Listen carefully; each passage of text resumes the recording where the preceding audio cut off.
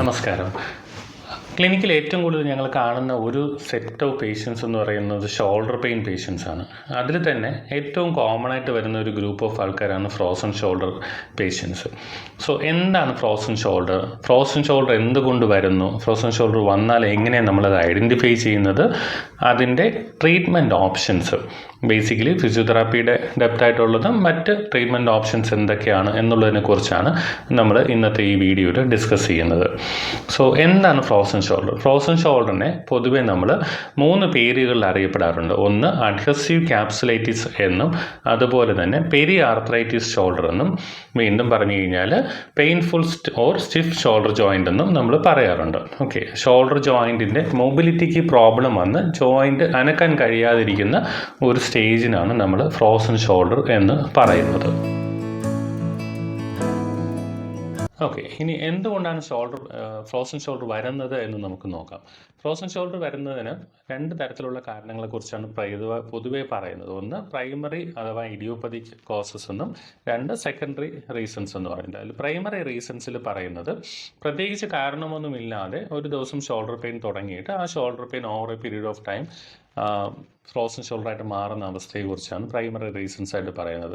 എങ്കിലും നമ്മുടെ ക്ലിനിക്കൽ എക്സ്പീരിയൻസിൽ നിന്ന് പറയുകയാണെന്നുണ്ടെങ്കിൽ എപ്പോഴും ഒരു ഫ്രോസൺ ഷോൾഡർ വന്ന പേഷ്യൻസിന് പൊതുവേ അവർക്കൊരു ഇഞ്ചുറി ഹിസ്റ്ററി പലപ്പോഴും പിന്നാലെ കാണും. അത് പല സമയത്തും ഇത് ഇഞ്ചുറി വന്ന കാലങ്ങൾ കഴിഞ്ഞിട്ടായിരിക്കും പേഷ്യൻ്റ് ഫ്രോസൺ ഷോൾഡറായിട്ട് വരുന്നത്. അപ്പോൾ അവർക്ക് ആ ആദ്യത്തെ ഇഞ്ചുറിയെക്കുറിച്ച് ചിലപ്പോൾ ഓർമ്മ ഉണ്ടാവുന്നില്ല. ഫോർ എക്സാമ്പിൾ, നമ്മളൊരു കല്ലെടുത്ത് നല്ല വേഗത്തിൽ എറിയുന്നതോ, അതല്ലെങ്കിൽ നമ്മൾ വാഹനത്തിൽ ബൈക്കിൽ പോയിക്കൊണ്ടിരിക്കുമ്പോൾ പെട്ടെന്ന് വണ്ടി ഒന്ന് ചരിഞ്ഞിട്ട് നമ്മൾ വണ്ടിയുടെ വെയിറ്റ് മൊത്തം നമ്മുടെ കയ്യിലേക്ക് വന്നൊന്ന് തൂങ്ങി നിൽക്കുന്നതോ, അതല്ലെങ്കിൽ നമ്മൾ ഓവർ ഹെഡായിട്ട് എവിടെയെങ്കിലും ഒന്ന് തൂങ്ങി ജസ്റ്റ് ഇറങ്ങാൻ ശ്രമിക്കുന്ന സമയത്ത് ഒന്ന് കൈ വലിഞ്ഞു പോകുന്നതോ, പല സമയത്ത് ജിമ്മിലുണ്ടാകുന്ന ഓവർ വെയിറ്റ് അല്ലെങ്കിൽ പ്രോപ്പർ അല്ലാത്ത വെയിറ്റ് ട്രെയിനിങ് കാരണം ഒക്കെ ഉണ്ടാകുന്ന മൈനർ ഇഞ്ചുറീസ് ഷോൾഡറിന് വരികയും ആ ഇഞ്ചുറി കാലക്രമേണ കംപ്ലീറ്റ് ആയിട്ട് ഹീലാകാതെ നിന്ന് അത് over a period of time പലപ്പോഴും ഫ്രോസൺ ഷോൾഡറായിട്ട് വന്നിട്ടുള്ള പല പേഷ്യൻസിനെയും ഞങ്ങൾ ക്ലിനിക്കൽ പ്രാക്ടീസിൽ ഞങ്ങൾ കാണാറുണ്ട്. ഇനി നമുക്ക് ഷോൾഡർ പെയിനിൻ്റെ റീസൺസിനെ കുറിച്ച് നോക്കാം. എന്തുകൊണ്ടാണ് ഷോൾഡർ പെയിൻ വരുന്നത്? ഞാൻ ആദ്യമേ പറഞ്ഞതുപോലെ പ്രൈമറി ഷോൾഡർ പെയിൻ പലപ്പോഴും ഒരു പ്രത്യേകിച്ച് കാരണങ്ങളില്ലാതെ ഒരു ദിവസം സ്റ്റാർട്ട് ചെയ്ത് വരുന്ന ഷോൾഡർ പെയിനും അതിനുശേഷം അത് ഫ്രോസൺ ഷോൾഡറായി തീരുന്ന അവസ്ഥയുമായിരിക്കും. എന്നാൽ സെക്കൻഡറി ഫ്രോസൺ ഷോൾഡർ എന്ന് പറയുമ്പം ഷോൾഡറിൻ്റെതായിട്ട് ഡയറക്റ്റായിട്ട് ലിങ്ക് ഉള്ളതും അല്ലാത്തതുമായിട്ടുള്ള കാരണങ്ങൾ കൊണ്ടുവരുന്ന ഫ്രോസൺ ഷോൾഡറിനെയാണ് നമ്മൾ സെക്കൻഡറി ഫ്രോസൺ ഷോൾഡർ അല്ലെങ്കിൽ സെക്കൻഡറി റീസൺസ് എന്ന് പറയുന്നത്.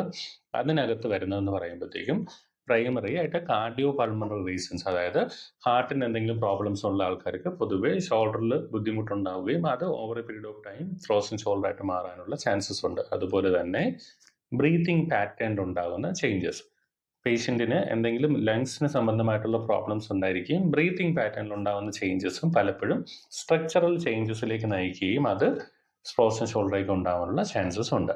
പിന്നെ സ്ട്രോക്ക് വരുന്ന പേഷ്യൻസിന് ഏറ്റവും കൂടുതൽ നമ്മൾ ശ്രദ്ധിക്കേണ്ട ഒരു കാര്യമാണ് സ്ട്രോക്ക് വരുന്ന പേഷ്യൻസിൻ്റെ ആ തുടക്ക ദിവസങ്ങളിലുള്ള അവരുടെ ഷോൾഡറിൻ്റെ കെയർ എന്ന് പറയുന്നത്. കാരണം പലപ്പോഴും പേഷ്യൻസിൻ്റെ വീട്ടിലുള്ളവർക്ക് അല്ലെങ്കിൽ മറ്റുള്ളവർ ഈ പേഷ്യൻറ്റിനെ ഹാൻഡിൽ ചെയ്യുന്നവർക്ക് പറ്റുന്ന ഏറ്റവും വലിയ അബദ്ധമാണ് പേഷ്യൻറ്റിൻ്റെ കയ്യിൽ പിടിച്ച് വലിച്ച് എണിപ്പിക്കാൻ ശ്രമിക്കുകയും അല്ലെങ്കിൽ ഈ സ്ട്രോക്ക് ആണെന്ന് തിരിച്ചറിയാതെയും അല്ലെങ്കിൽ അറിഞ്ഞുകൊണ്ടും ചിലപ്പോൾ അവരുടെ ഇഗ്നോറൻസ് കാരണം അവർ ഈ പേഷ്യൻറ്റിൻ്റെ കൈ പിടിച്ച് പുൾ ചെയ്യാൻ ശ്രമിക്കും. അപ്പം ഇങ്ങനെ പേഷ്യൻറ്റിനെ വലിച്ച് എണിപ്പിക്കാനോ എന്തെങ്കിലും ശ്രമിക്കുന്ന സമയത്ത് പലപ്പോഴും ഷോൾഡർ ജോയിൻറ്റ് അതിൻ്റെ നോർമൽ പൊസിഷനിൽ നിന്ന് നീങ്ങിപ്പോവുക അല്ലെങ്കിൽ ക്യാപ്സുൽ, കാരണം ആ ജോയിൻറ്റിന് ഇപ്പോൾ സ്ട്രോക്ക് വന്ന പേഷ്യൻറ്റിനെ സംബന്ധിച്ച് അവരുടെ ഷോൾഡറിൻ്റെ മസിൽസ് എല്ലാം വളരെ വീക്കോ അല്ലെങ്കിൽ പാരാലിസിസോ ആയിരിക്കും. അപ്പോൾ ആ ഒരു സ്റ്റേജിൽ വരുന്ന പേഷ്യൻറ്റിന് നമ്മൾ അവരുടെ കൈ പിടിച്ച് പുള്ളി ചെയ്യുമ്പോഴത്തേക്കും ഷോൾഡർ ജോയിൻറ്റിന് ഡാമേജ് ഉണ്ടാകുകയും ആ ഡാമേജ് പിന്നീട് കാലക്രമത്തിൽ നല്ല പെയിൻഫുള്ളായി തീരുകയും പേഷ്യൻറ്റിന് കൈ ഉയർത്തുന്നതിന് ലിമിറ്റേഷൻസിലേക്ക് വന്ന് over a period of time അത് ഫ്രോസൺ ഷോൾഡറിലേക്ക് പോവുകയും ചെയ്യും. അടുത്തതായിട്ട് വരുന്ന ഒരു കാര്യം എന്ന് പറഞ്ഞു കഴിഞ്ഞാൽ പാർക്കിൻസൺസ് ഡിസീസിലും ഇതേപോലെ തന്നെയാണ് സംഭവിക്കുന്നത്. ഇവിടെ മസിൽ വീക്ക്നെസ് ആണ് സ്ട്രോക്കിൽ വരുന്നതെങ്കിൽ പാർക്കിൻസൺസിനകത്ത് മസിൽ റിജിഡിറ്റി എന്ന് പറയും. അതായത് മസിൽ കൂടുതൽ കട്ടിയായി പോകുന്ന ഒരു അവസ്ഥയാണ്. അവരുടെ മൂവ്മെന്റ്സ് അത് കാരണം ലിമിറ്റേഷൻ ഉണ്ടാകുന്നത്. ആ മസിലിന്റെ റിജിഡിറ്റി അല്ലെങ്കിൽ ആ സ്പാസം ഉണ്ടാകുന്നത് കാരണം മൂവ്മെന്റ് റെസ്ട്രിക്ഷൻ വന്നിട്ട് പേഷ്യന്റ് കൈ ഉയർത്തുവാൻ കഴിയാതിരിക്കുകയും over a period of time അവിടെ ക്യാപ്സുലർ ഫൈബ്രോസിസ് വന്ന് ജോയിന്റ് സ്റ്റിഫ് ആവുകയും ചെയ്യുന്നു. അങ്ങനെ ഫ്രോസൺ ഷോൾഡർ ഡെവലപ്പ് ആകുന്നതായിട്ട് നമുക്ക് കാണാം. ഇതുപോലെ തന്നെ ചില type of fractures. For example, ഇപ്പം ആമിൻ്റെ സൈഡിലുണ്ടാകുന്ന ഇവിടുത്തെ ഹ്യൂമറസ് ബോണ്ട് ഫ്രാക്ചർ, അല്ലെങ്കിൽ ഷോൾഡർ ജോയിൻറ്റിനോട് റിലേറ്റഡ് ആയിട്ടുള്ള ഏതെങ്കിലും ഒരു ബോണിൽ വരുന്ന ഫ്രാക്ചർ കാരണം നമ്മൾ ആ ജോയിൻറ്റ് ഇമ്മൊബിലൈസ് ചെയ്ത് വെക്കുകയും over a period of time, long ടൈമിൽ നമ്മൾ ജോയിൻറ്റ് അനക്കാതിരിക്കുന്നത് കാരണം ജോയിൻറ്റ് സ്റ്റിഫ്നെസ്സിലേക്ക് പോയിട്ട് ഫ്രോസൺ ഷോൾഡർ ആയിത്തീരുന്നതായിട്ട് നമുക്ക് കാണുവാൻ കഴിയും.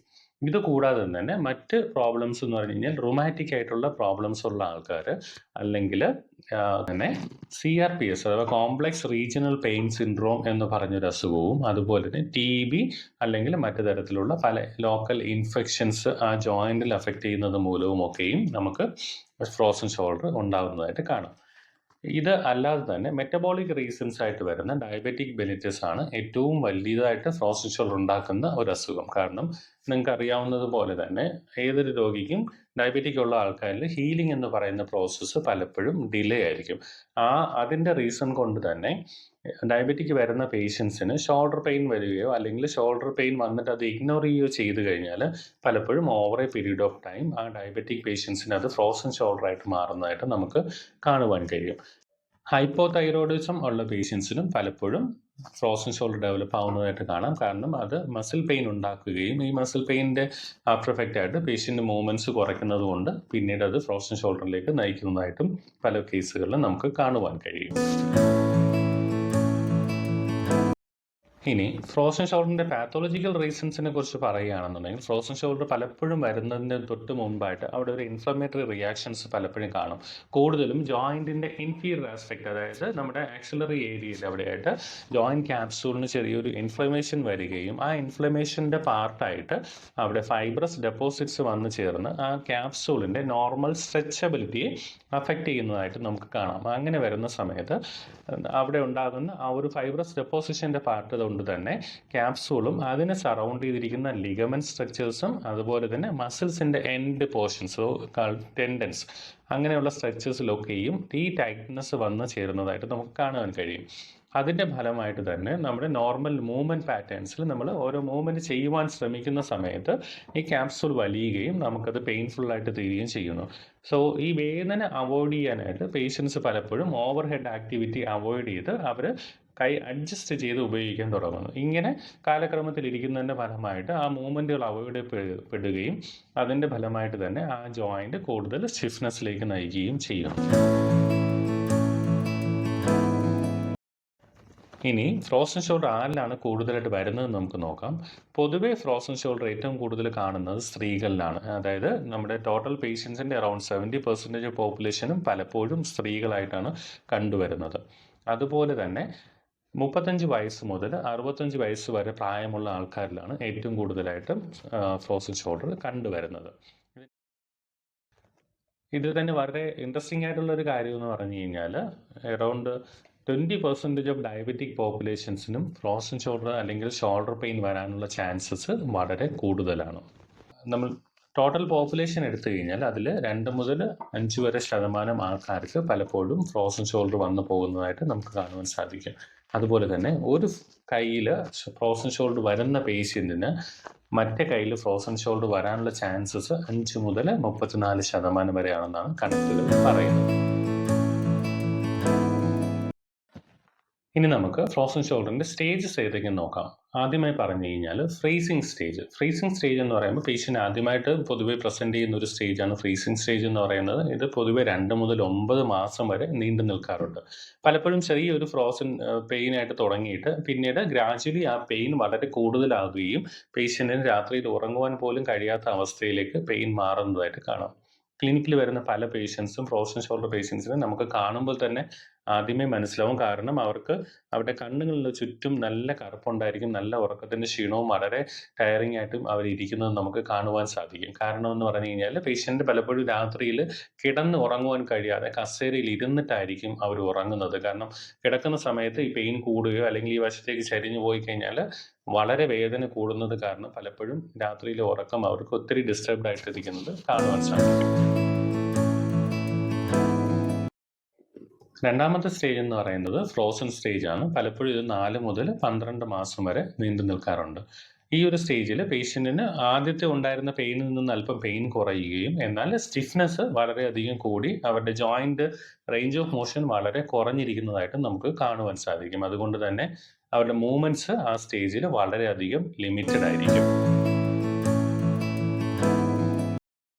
മൂന്നാമത്തെ സ്റ്റേജ് എന്ന് പറയുന്നത് റെസൊല്യൂഷൻ സ്റ്റേജ് ആണ്. റെസൊല്യൂഷൻ സ്റ്റേജിൽ ബോഡി തന്നെ ആ ഉണ്ടായിരിക്കുന്ന പാത്തോളജിക്കൽ ചേഞ്ചസിനെ കുറേയൊക്കെ റിവേഴ്സ് ചെയ്യുന്നതായിട്ട് നമുക്ക് കാണുവാൻ സാധിക്കും. വളരെ അപൂർവം ആൾക്കാർക്ക് ഇത് ആ ഒരു സമയത്ത് വളരെ വേഗത്തിലുള്ള ഒരു റിക്കവറി തനിയെ തന്നെ ഉണ്ടായി വരുന്നതായിട്ട് നമുക്ക് കാണാം. ഈ റിക്കവറി ഫേസ് പല പേഷ്യൻസിനും പല ടൈമിലായിരിക്കും വരുന്നത്. ചിലർക്കത് 5 മാസത്തിനകത്ത് സ്റ്റാർട്ട് ചെയ്യാം, ചിലർക്ക് ചിലപ്പം 2 വർഷം കഴിഞ്ഞിട്ടായിരിക്കും ആ ഒരു ഫേസിലേക്ക് അവർ കടന്നു പോകുന്നത്. ആ ഒരു സമയത്ത് പേഷ്യൻറ്റിൻ്റെ ബോഡിയിലുണ്ടാകുന്ന ചേഞ്ചസ് നിമിത്തം തന്നെ അവർക്ക് ആദ്യം ഉണ്ടായിരുന്ന ആ ബുദ്ധിമുട്ടുകളിൽ നിന്ന് കുറേയൊക്കെ മാറ്റം വരികയും അവരുടെ ജോയിൻറ്റ് റേഞ്ച് ഇമ്പ്രൂവ് ചെയ്യപ്പെടുന്നതായിട്ട് നമുക്ക് കാണാം. അങ്ങനെയാണെങ്കിലും 40% പേഷ്യൻസിന് പലപ്പോഴും ഈ ഇങ്ങനെയുള്ള ബുദ്ധിമുട്ട് വീണ്ടും കണ്ടിന്യൂ ചെയ്ത് തന്നെ പോകുന്നതായിട്ട് നമുക്ക് കാണുവാൻ കഴിയും. ഇനി എന്തൊക്കെയാണ് പേഷ്യൻ്റ് കംപ്ലയിൻസ് അല്ലെങ്കിൽ പേഷ്യൻ്റ് വന്ന് പറയുന്ന സിംറ്റംസ് എന്ന് നമുക്ക് നോക്കാം. പൊതുവേ പേഷ്യൻസ് ആദ്യമായിട്ട് പറയുന്നത് ഏറ്റവും ബുദ്ധിമുട്ടുള്ളത് അത് സഹിക്കാൻ കഴിയാത്ത വേദന തന്നെയാണ്. കാരണം അവർക്ക് ഈ വേദനയുടെ ബുദ്ധിമുട്ട് കാരണം രാത്രിയിൽ ഉറങ്ങുവാനോ അല്ലെങ്കിൽ ഈ ഒരു വശം ചരിഞ്ഞ് കിടക്കാനോ കൈ പെട്ടെന്ന് ഏതെങ്കിലും ഒരു വശത്തേക്ക് മാറിപ്പോയി കഴിഞ്ഞാൽ അല്ലെങ്കിൽ ഒരു പർട്ടിക്കുലർ പൊസിഷനിലേക്ക് വന്നു കഴിഞ്ഞാൽ വളരെ ഷാർപ്പായിട്ടുള്ള പെയിൻ ഒരു കുറച്ച് നേരത്തോളം നീണ്ടു നിൽക്കുന്നതായിട്ട് നമുക്ക് കാണുവാൻ കഴിയും. അത് പേഷ്യൻസ് പറയുന്നതനുസരിച്ചാണെങ്കിൽ അത് സഹിക്കുവാൻ വളരെ ബുദ്ധിമുട്ടുള്ള ഒരു വേദനയാണ് പലപ്പോഴും. അതുപോലെ തന്നെ പേഷ്യൻസ് കോമൺ ആയിട്ട് പറയുന്ന ഒരു കംപ്ലൈൻ്റ് ആണ് അവർക്ക് ഡ്രസ്സ് പ്രോപ്പറായിട്ട് ധരിക്കാൻ പറ്റുന്നില്ല എന്നുള്ളത്. അതായത് ഇപ്പോൾ ഓവർ ഹെഡായിട്ട് നമ്മൾ ഇടുന്ന ഡ്രസ്സുകളാണെങ്കിലോ അല്ലെങ്കിൽ കൈ ഷർട്ടിനകത്തേക്കൊക്കെ കടത്തുന്ന സമയത്ത് ആ ഡിഫറെൻറ്റ് ആംഗിൾസിലേക്ക് കൈ തിരിക്കുമ്പോൾ അത് വളരെയധികം പെയിൻഫുൾ ആയിട്ട് മാറുന്നു. ഇത് കൂടാതെ തന്നെ ഇതിനോട് പലപ്പോഴും നമ്മൾ ഫ്രോസൺ ഷോൾഡർ വന്നിട്ട് കൈ അനക്കാതിരിക്കുന്നത് നിമിത്തം over a period of time മസിൽസിന് വീക്ക്നെസ് ഉണ്ടാകുന്നതായിട്ടും കാണാം. അതുകൊണ്ട് തന്നെ നമ്മുടെ നോർമൽ കൈയുമായിട്ട് നമ്മൾ കമ്പയർ ചെയ്ത് നോക്കിക്കഴിഞ്ഞാൽ പലപ്പോഴും ഫ്രോസൺ ഷോൾഡർ വന്ന ഹാൻഡിലെ മസിൽസ് വളരെയധികം വീക്കായിരിക്കുന്നതായിട്ട് നമുക്ക് കാണുവാൻ സാധിക്കും. ഇനി നമുക്ക് ഫ്രോസൺ ഷോൾഡർ എന്തൊക്കെ ടൈപ്പ് ഓഫ് എക്സാമിനേഷൻസ് ആണ് നടത്തുന്നതെന്ന് നമുക്ക് നോക്കാം.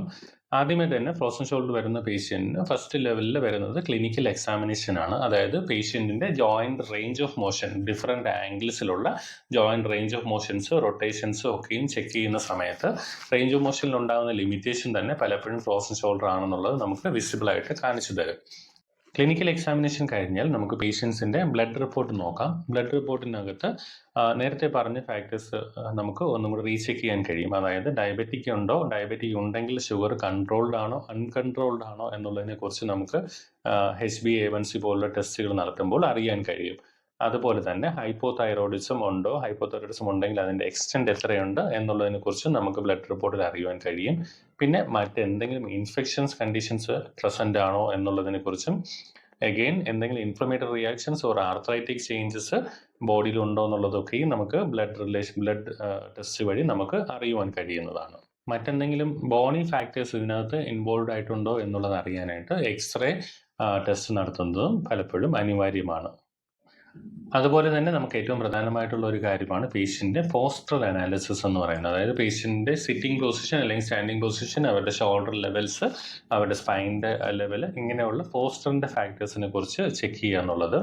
അഗെയിൻ മസിൽ പവറിൻ്റെ അനാലിസിസ്, മസിൽ പവറിൻ്റെ വീക്ക്നെസ് അല്ലെങ്കിൽ കമ്പയർ ടു അതർ ലിംബ് നമ്മുടെ മസിൽ പവർ നോർമലാണോ, അവിടെ കുറവുണ്ടെങ്കിൽ അതിൻ്റെ റീസൺസ് എന്ത്. കാരണം ചില കണ്ടീഷൻസിൽ ഓർത്തോ കണ്ടീഷൻ മാത്രമല്ല പല ന്യൂറോളജിക്കൽ കണ്ടീഷൻസിനകത്തും മസിൽ വീക്ക്നെസ് ഉണ്ടാവുകയും അതും ചിലപ്പോൾ ഫ്രോസൺ ഷോൾഡറുള്ള കണ്ടീഷനിലേക്ക് വഴി നടത്താനും ഇടയാകും. സോ അതിന് നമുക്ക് ഡിഫറൻഷിയേറ്റ് ചെയ്ത് അറിയാനായിട്ട് മസിൽ പവർ അസസ്മെൻറ്റ് നടത്തുന്നതും ആവശ്യമാണ്. ക്ലിനിക്കൽ അസസ്മെൻറ്റിൽ പൊതുവെ പേഷ്യൻറ്റിനോട് നമ്മൾ ചെയ്യാൻ പറയുന്ന ചില മൂവ്മെൻറ്റ് പാറ്റേൺസ് ആണ്. ഒന്ന്, തലയുടെ പുറകിലേക്ക് അല്ലെങ്കിൽ നെക്കിന് പുറകിലേക്ക് നമ്മൾ കൈ കൊണ്ടുപോകാൻ പറയുക. 2, നമ്മൾ ഓപ്പോസിറ്റ് സ്കാപ്പുലയിൽ അല്ലെങ്കിൽ ഷോൾഡറിൻ്റെ ബിഹൈൻഡായിട്ട് കൈ കൊണ്ടുപോകാൻ പറയുക. 3, കൈ നമ്മുടെ പുറകിലേക്ക് വന്ന് പുറകിലുള്ള സ്കാപ്പുലയിൽ ടച്ച് ചെയ്യാൻ പറയുക. ഓക്കെ, അപ്പം ഈ ഫ്രോസൺ ഷോൾഡർ പേഷ്യൻസ് മിക്കവരും ഈ പറയുന്ന മൂവ്മെൻറ്റ്സിൽ പലതും റെസ്ട്രിക്റ്റഡോ അല്ലെങ്കിൽ സിവിയർ പെയിൻഫുള്ളോ ആയിരിക്കും. ഇനി നമുക്ക് ട്രീറ്റ്മെന്റ് ഓപ്ഷൻസിനെ കുറിച്ച് നോക്കാം. ട്രീറ്റ്മെന്റ് ഓപ്ഷൻസ് പറയുമ്പോൾ നമ്മൾ നേരത്തെ പറഞ്ഞതുപോലെ 3 സ്റ്റേജസ് ഓഫ് ഡിസീസ് ഉള്ളത് കൊണ്ട് തന്നെ ആ ഓരോ സ്റ്റേജിനും വ്യത്യസ്തമായ രീതിയിലുള്ള ഫിസിയോതെറാപ്പി ട്രീറ്റ്മെന്റ് അല്ലെങ്കിൽ മെഡിക്കൽ ട്രീറ്റ്മെന്റ് ആണ് എപ്പോഴും ഈ പേഷ്യൻസിന് ഏറ്റവും നന്നായിട്ട് ഉപകാരപ്പെടുന്നത്. ഫോർ എക്സാമ്പിൾ, ഫ്രീസിങ് സ്റ്റേജിലാണെന്നുണ്ടെങ്കിൽ ആ പേഷ്യന്റിന് ആ സ്റ്റേജിൽ ഏറ്റവും കൂടുതൽ ബുദ്ധിമുട്ടുന്നത് അവരുടെ വേദനയും ഷോൾഡർ പെയിനും അല്ലെങ്കിൽ രാത്രി ഉറങ്ങാൻ കഴിയാത്ത ഒരവസ്ഥയുമാണ്. അതിനോട് കൂടെ തന്നെ ജോയിന്റ് ലിമിറ്റേഷൻസും. അപ്പം നമ്മുടെ ട്രീറ്റ്മെന്റിനകത്ത് നമ്മൾ ഏറ്റവും കൂടുതൽ ഫോക്കസ് കൊടുക്കുന്നത് ആ ഒരു സ്റ്റേജിൽ പെയിൻ മാനേജ്മെന്റിനും കൂട്ടത്തിൽ റേഞ്ച് നമുക്ക് സ്ലോലി ഇമ്പ്രൂവ് ചെയ്യുന്നതിനെ കുറിച്ചുമാണ്. അപ്പം ആ ഒരു സ്റ്റേജിൽ ആദ്യമേ നമ്മൾ കൊടുക്കുന്നത് ജെന്റിൽ മൊബിലൈസേഷൻ ആണ്. അതിന് മുമ്പായിട്ടോ അതിന് ശേഷവും, മുമ്പും ശേഷവും ഹീറ്റ് തെറാപ്പി അല്ലെങ്കിൽ കോൾ തെറാപ്പി കൊടുക്കുന്നത്, കോൾ പാക്ക് വെക്കുന്നത് ഏറ്റവും ബെസ്റ്റാണ്. അതോടുകൂടെ തന്നെ ഡ്രൈ നീഡ്ലിംഗ് പലപ്പോഴും നന്നായിട്ട് പെയിൻ കുറയ്ക്കുവാനായിട്ട് പേഷ്യന്റിന് ഹെൽപ്പ് ചെയ്യുന്ന ഒരു ട്രീറ്റ്മെന്റ് മെത്തേഡാണ്. കൈനസ്റ്റിയോ ടേപ്പിംഗ് എന്ന് പറഞ്ഞ് ടേപ്പിംഗ് ചെയ്യുന്ന ഒരു മെത്തേഡും ഉണ്ട്. അത് പലപ്പോഴും ജോയിന്റ് സ്റ്റെബിലിറ്റി അല്ലെങ്കിൽ ജോയിന്റ് ഡിഫിക്കൽറ്റി കുറയ്ക്കുകയും ജോയിന്റിനുള്ള വർക്ക് ലോഡ് കുറയ്ക്കുകയും പെയിൻ കുറയ്ക്കുന്നതും ഹെൽപ്പ് ചെയ്യുന്നതുമാണ്.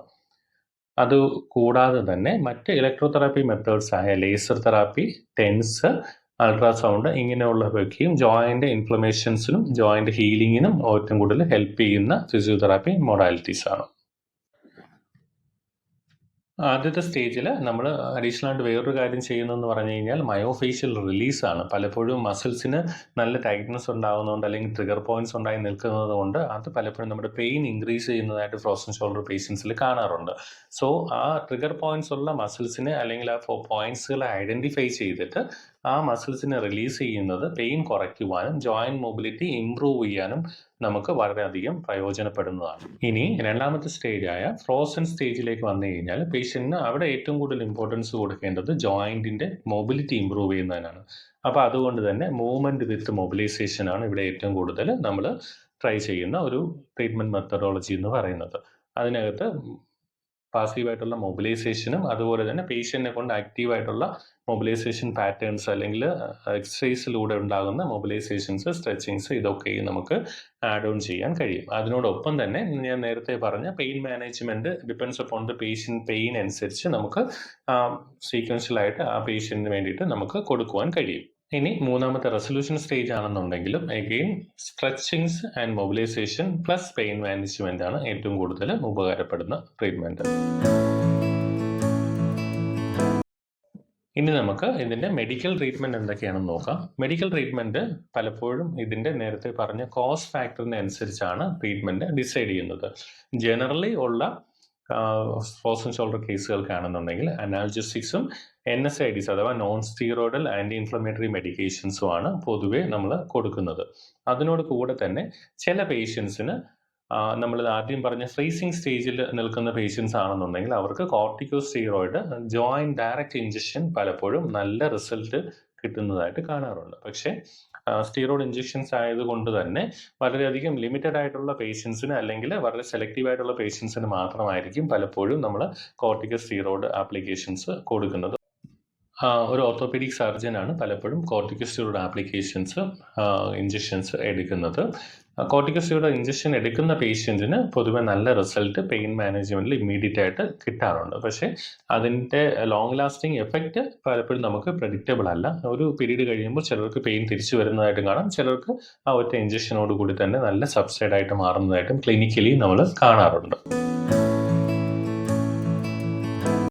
ഓക്കെ, ഇനി ഫ്രോസൺ ഷോൾഡറിന്റെ സർജിക്കൽ ആസ്പെക്ട് എന്തൊക്കെയാണെന്ന് നോക്കാം. സർജിക്കൽ ആസ്പെക്റ്റിൽ പൊതുവെ 2 മെത്തഡോളജിയാണ് യൂസ് ചെയ്യുന്നത്. ഒന്ന് ആർത്രോസ്കോപ്പിക്കലായിട്ട് കറക്റ്റ് ചെയ്യുന്നതും, 2 മൊബിലൈസേഷൻ അണ്ടർ അനസ്തേഷ്യ എന്ന് പറഞ്ഞ് അനസ്തേഷ്യ കൊടുത്തതിന് ശേഷം പേഷ്യന്റിനെ ജോയിന്റ് എല്ലാ ആംഗിളിലും മൊബിലൈസ് ചെയ്ത് ഫുള്ളായിട്ട് ക്ലിയർ ചെയ്ത് വിടുന്ന ഒരു ട്രീറ്റ്മെന്റ് ഓപ്ഷൻസുമാണ് ഉള്ളത്. പക്ഷേ പൊതുവെ ഇതിന് സൈഡ് എഫക്ട്സ് ഉള്ളത് കൊണ്ടും അതുപോലെ തന്നെ ജോയിന്റ് ഡാമേജസ് ഉണ്ടാകുന്നത് കൊണ്ടും ഏറ്റവും ലാസ്റ്റ് റിസോർട്ടായിട്ട് മാത്രമാണ് പലപ്പോഴും നമ്മൾ ഈ ഒരു മൊബിലൈസേഷൻ അണ്ടർ അനസ്തേഷ്യ അല്ലെങ്കിൽ surgical intervention four frozen shoulder എന്നുള്ള ഒരു ഓപ്ഷനിലേക്ക് നമ്മൾ പോകുന്നത്. ജനറലി കുറച്ച് നാളത്തെ ട്രീറ്റ്മെന്റ് കൊണ്ട് തന്നെ ഫ്രോസൺ ഷോൾഡർ പേഷ്യൻസിന് ഫിസിയോതെറാപ്പിയിലൂടെ തന്നെ നല്ല പൂർണ്ണമായിട്ടുള്ള സൗഖ്യത്തിന്റെ അനുഭവത്തിലേക്ക് എത്തുവാൻ കഴിയും. എങ്കിലും ഇതിനകത്ത് എനിക്ക് പേഷ്യൻസിനോട് പറയാനുള്ളതെന്ന് പറഞ്ഞു കഴിഞ്ഞാൽ പേഷ്യന്റിന്റെ സഹകരണം അല്ലെങ്കിൽ അവരുടെ വീട്ടിൽ അവർ ചെയ്യുന്ന ആക്ടിവിറ്റീസ് അല്ലെങ്കിൽ ഈ ഫിസിയോതെറാപ്പിസ്റ്റ് ഒരു എക്സ്പേർട്ട് ഒപ്പീനിയൻ നിങ്ങൾക്ക് തരുന്ന ആൾക്കാർ പറഞ്ഞു തരുന്ന എക്സസൈസ് പാറ്റേൺസും ആക്ടിവിറ്റീസും കൃത്യമായിട്ട് നിങ്ങൾ ഫോളോ ചെയ്യുകയും അതിന് പറയുന്ന ക്വാണ്ടിറ്റിയിൽ തന്നെ ചെയ്യുകയും വേണ്ടത് വളരെ ഈ അസുഖം മാറി വരുന്നതിന് ഏറ്റവും അത്യാവശ്യമുള്ള കാര്യമാണ്. കാരണം പലപ്പോഴും പേഷ്യൻസിനുള്ളൊരു പ്രോബ്ലം കണ്ടുവരുന്നത് എന്തെന്ന് പറഞ്ഞു കഴിഞ്ഞാൽ നമ്മളിപ്പോൾ എക്സസൈസ് ചെയ്യാൻ പറയുമ്പോൾ ഇന്ന എക്സസൈസ് ഇത്ര പ്രാവശ്യം ചെയ്യണം എന്ന് പറഞ്ഞ് വിട്ടു കഴിഞ്ഞാൽ പേഷ്യന്റ് വീട്ടിൽ പോയിട്ട് 30 പ്രാവശ്യം ചെയ്യാൻ പറഞ്ഞ എക്സസൈസ് 100 പ്രാവശ്യം ചെയ്യും. അപ്പം എന്താ പറ്റുക എന്ന് പറഞ്ഞു കഴിഞ്ഞാൽ പിറ്റേ ദിവസം ആകുമ്പോൾ കൈ ഒട്ടും അനക്കാൻ വയ്യാതെ രാത്രി ഉറങ്ങാൻ വയ്യാതെ പെയിൻ കാരണം സഹിക്കാൻ പറ്റാതെ വരും. സോ അതിന്റെ ഫ്രോസൺ ഷോൾഡറിന്റെ നേരത്തെ നമ്മൾ ഡിസ്കസ് ചെയ്ത സ്റ്റേജസ് പോലെ തന്നെ ഓരോ സ്റ്റേജിലും ചെയ്യുന്ന എക്സസൈസും ഡിഫറെന്റ് ആണ്. അപ്പൊ അതൊരു എക്സ്പേർട്ട് ആയിട്ടുള്ള ഒരു ഫിസിയോതെറാപ്പിസ്റ്റ് പറഞ്ഞു തരുന്നത് അതുപോലെ തന്നെ ഫോളോ ചെയ്യുന്നതാണ് പലപ്പോഴും നല്ലത്. കാരണം ഓവർ എക്സസൈസ് ചെയ്യുന്നത് അസുഖം പെട്ടെന്ന് കുറയ്ക്കും എന്നുള്ളത് പല ആൾക്കാരുടെ ഒരു ചിന്താഗതിയാണ്.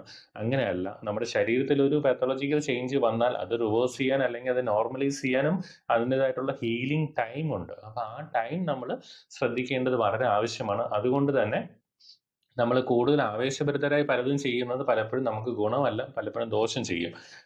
അതിനകത്ത് നമുക്ക് എപ്പോഴും ഒരു ഡോക്ടർ നിങ്ങളോട് പറയുന്ന എക്സസൈസ് പാറ്റേൺസ് അല്ലെങ്കിൽ ആക്ടിവിറ്റീസ് അതേ രീതിയിൽ തന്നെ ചെയ്യുന്നത് എപ്പോഴും നിങ്ങൾക്ക് വേഗത്തിൽ സുഖമാകുവാനായിട്ട് സഹായിക്കും.